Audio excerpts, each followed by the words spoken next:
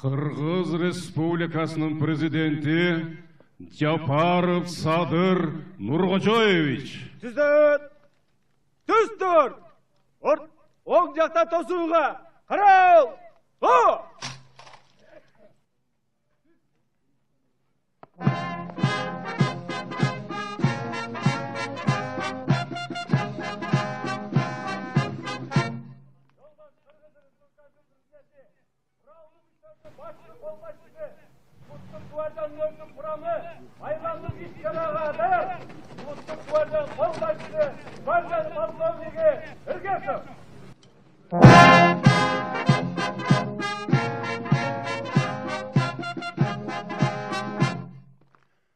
Саламатсыңарбы жоокерлер? Соғыз, оғыз, жолдаш, башкар, оғашар!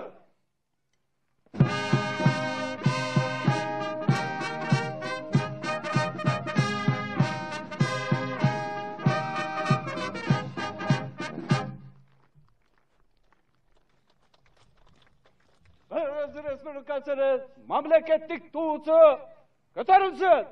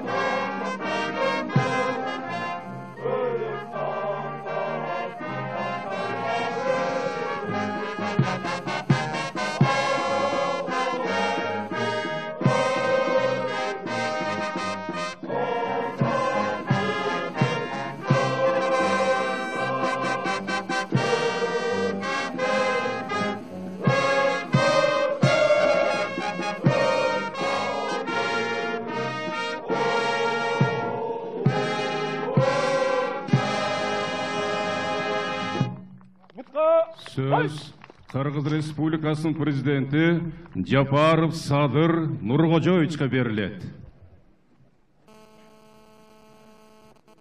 Саламатсыздарбы, урматтуу Жалал Абад дубанындагы мекендештер жана кымбаттуу кала тургундары. Сиздер менен жалпы республика боюнча жакшы саамалыкка айланып бараткан мамлекеттик туубузду көтөрүү жөрөлгөсүндө кайрадан жолугушуп жатканыма терең кубанычтамын.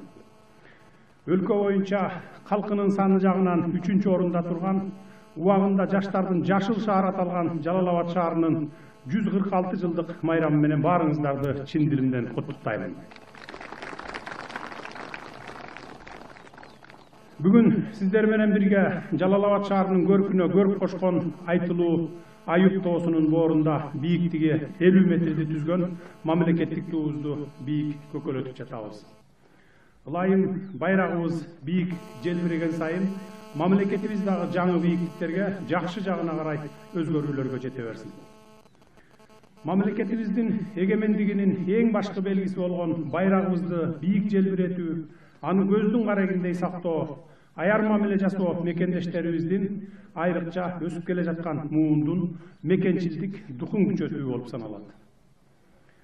Бул байыртадан келе жаткан ата-бабалардын эркиндикти, эгемендикти даңктап даңазалоо, эл жерин коргойм деген уул кыздардын дем күчүн, атуулдук сезимин арттырууга багытталган жөрөлгөлүү салты. Дүйнөдө теңдешсиз Манас дастаныбызда дагы желеги туудан бөлүнбөй, жердин жүзү көрүнбөй, асаба туудан бөлүнбөй, ааламдын жүзү көрүнбөй деген саптар ар бир кыргыз уулунун денесин дүркүрөтүп, демине дем кошуп чыйралтып турат. Чынында чамгарагынан алтын түстүү күн нуру чачыраган кызыл туубуз кыргыз журтчулугубуздун, байыркы ата бабаларыбыздын басып өткөн бай тарыхын, уюткулуу көчмөн элдин философиясын чагылдырып турат. Кызыл тууларды кылкылдата көтөрүп, каруусун казык, канын азык кылып жүрүп, канчалаган кастык душмандарды жеңип, урпактардын келечегине кам көрүп, керемет Кыргызстанды мекен кылып, бизге аманат калтырган баатыр бабаларды эсибизден чыгарбашыбыз керек. Ömrün el четинде, жоо бетинде өткөргөн Курманбек баатыр, Жаныш Байыш баатырлар, Нүсүп Миңбашы жана башка баатыр бабаларыбыз бизге мурас кылып калтырган дүйнөгө таанымал Арслан бапты, касиеттүү Сафет Буланды, Аркыт, Кара Алмалайдай жер соорусун, тоо койнунда өзүнчө бир кооздукту камтыган Сары Челекти, канча ооруга шыпоо болгон Айып булак сындуу керемет жерлерди барктап баалай билишибиз зарыл. Соңку 2 жылдан бери бабалардын ыраазычылыгы үчүн өлкөбүздүн 7 дубанына мына ушундай кызыл желегибизди асмандата желбиретүү жөрөлгөсүн салып кайландык.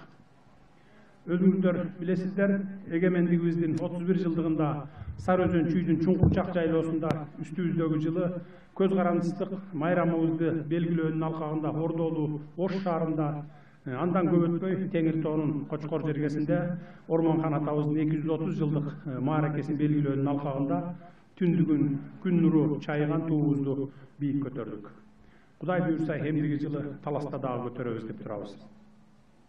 Ал эми сиздер байырлаган берекелүү Жалал Абад шаарынын 146 жылдык майрамынын алкагында да бул жакшы жөрөлгөбүз унутта калган жок. Айып тоонун боорунда көтөргөн туубуз бир туунун астында биригип, бекем ынтымак сактап иш алып баруунун, эч кандай ажырымга жол бербөөнүн чакырыгы болсун. Бүгүн кызыл туубузду көтөрүү менен бирге Жалал Абад шаарынын күнү кеңири масштабта белгиленип жатат. Мына бул биз турган Айып тоонун этегинен байыркы убактарда Улуу Жибек жолунун бир каттамы өткөнү белгилүү. Учурунда Жалал Абад калаасы Ооганстан жана Кытай менен тыгыз соода байланышта болгон. Мына ушул 9 жолдун тоомундагы шаарыбыз ошол мезгилдерде эле Ферган өрөөнүнүн экономикасына жана социалдык маданий жашоосуна түз таасир этип турган. Техниканын доораны сүрүп турган бүгүнкү заманда дагы 7 дубан Кыргызстандын бир ыптасын толуктап, өлкөбүздүн ар тараптуу өсүп өнүгүүсүндө көп этностуу элдердин ынтымагы менен маданиятынын ширелишинде күнөстүү Жалал Абад жергесинин орду чоң.